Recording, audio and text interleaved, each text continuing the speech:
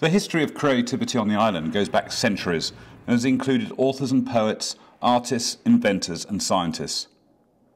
What makes the island such a hub of creativity, though, is a hard question to answer.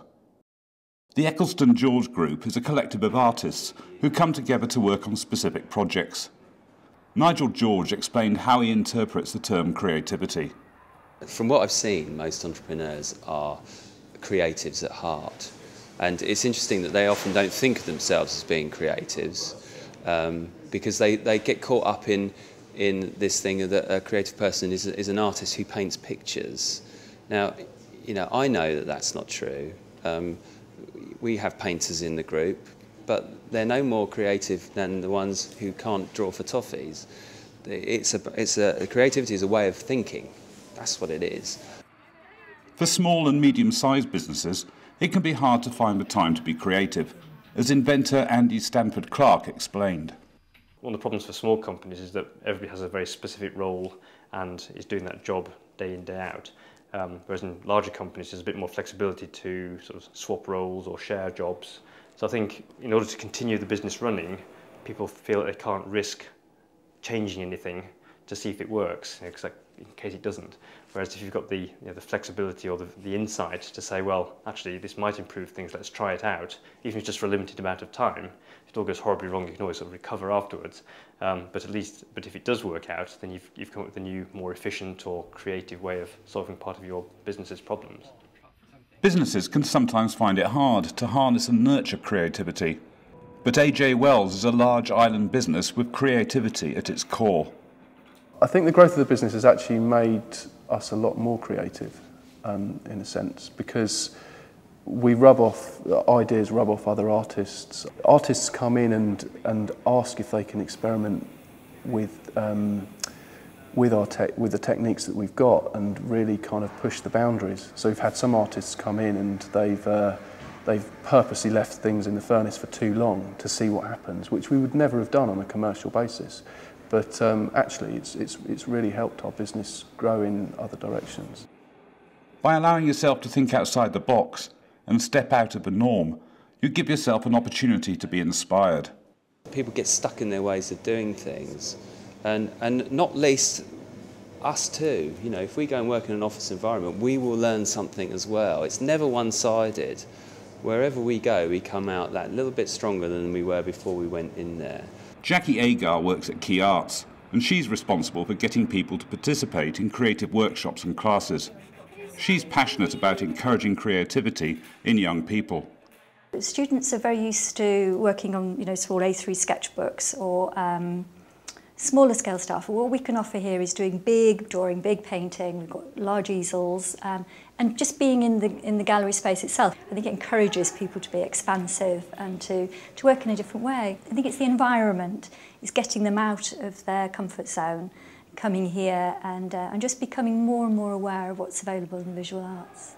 Creativity within a business can include more than just the creation of products and services, as Helen Cunningham from Vintage Vacations explained. There could be a bit more creativity in regards to marketing and with regards to the offer and sort of thinking outside the box a bit. So there's creativity that side and thinking of how you can stretch your season or make new bookings. And also, personally, I think there's far too many brown leather sofas. If you like pink, spotty, green ones, then fantastic, do that, because other people will too, and have courage in doing what you like, and other people will like it. So perhaps don't worry about so much good taste, be a bit mad. So, give yourself that opportunity to be a bit mad, and chances are your creativity will come out. Nigel George explained where he thinks creativity comes from. It's often to do with a confidence in your ability to let go and not to worry too much about what the end result might be, and accept that it may be different from that idea that you started with.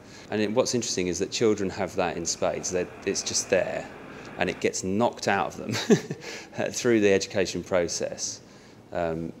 learning by rote and all that kind of stuff. You know, by the time they come out the other end, they've lost a lot of that innate ability to think creatively and solve problems creatively.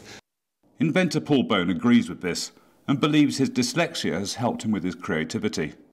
When I was younger, because I couldn't read until I was 12, all the Beano and Dandy comics, there was all writing on it, but I had to imagine everything that was going on, and that helped my imagination greatly. And you'll find that I think a lot of people that can't read it does the same thing. There are things you can do in your day-to-day regime to help your creativity, as Andy Stampard-Clark explained.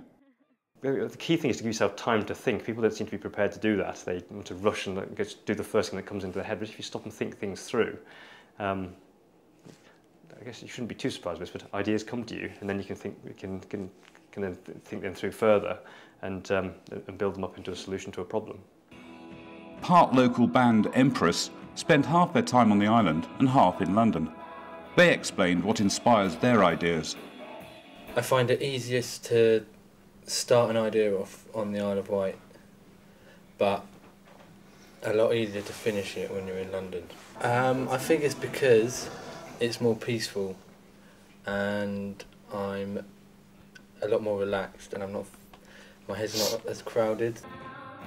While the band find it suits them to be based in London half the time, many local companies have moved away from the city and set up on the island. Atelier Jewellers is one of them. I'm originally from London and I couldn't imagine trying to survive doing what I do in London because the competition's so high, the overheads of the galleries are so high, so therefore your work's extremely expensive there. And yeah, I don't think I could do it unless it was on the island, really. What we have that very few other places have is the quality of life that goes alongside. And with so much work being done through the internet, why wouldn't you do it here rather than go to a grimy old city? I think sometimes the landscape itself lends itself to creativity. But more than anything, I think it's the outlook of people here. There's a slight isolation, and something that's really important for creativity is stepping out of the day-to-day, stepping out of the 9 to 5 and thinking of things in a different way and finding connections that you otherwise wouldn't spot if you just carry on head down. And in some ways the geographical removal from the mainland makes that easier. The island is a good place to be.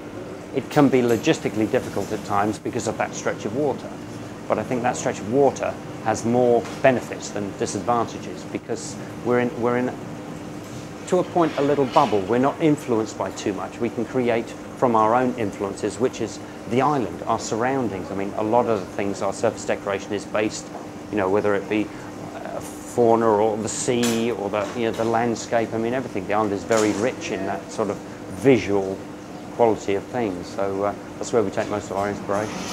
I feel very lucky, you know, to live over here.